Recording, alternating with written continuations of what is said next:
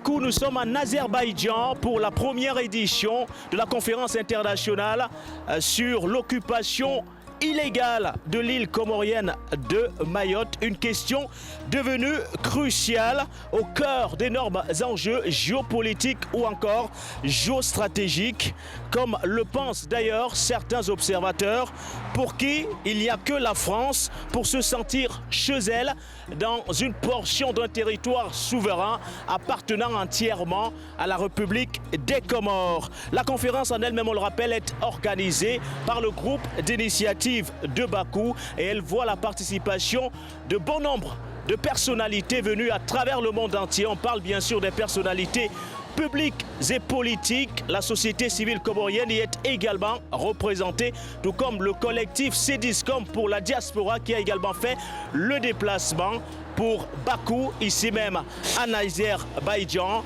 On rappelle que cette journée, celle notamment du 2 septembre 2024, a été marquée par une série d'activités conduites justement par le comité d'organisation qui a tout d'abord tenu des interviews aux côtés de plusieurs médias présents ici, médias et chaînes de télévision à l'instar de For You Media Africa, présents donc du côté de Bakou. Et juste après, nous avons assisté à la diffusion d'un film intitulé Mayotte, l'île de la mort. On rappelle bien sûr que ce film-là retrace l'histoire particulière, bien sûr, de ce qu'on qualifie aujourd'hui de 101e département de la France.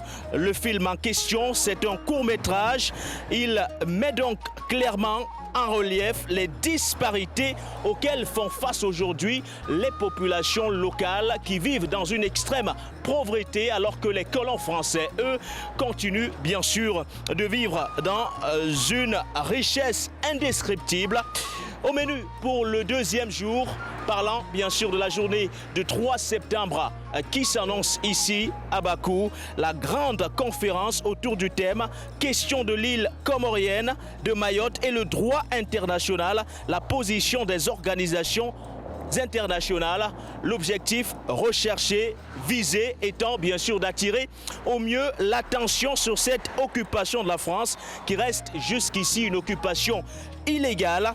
Une occupation qui va clairement à l'encontre du droit international en dépit de toutes les condamnations qui jusqu'ici ont été mises aussi bien par les Nations Unies que par l'Union africaine. Depuis Bakou en Azerbaïdjan, nous sommes Paul Yonga, Baudelaire Guéné pour For You Media Africa.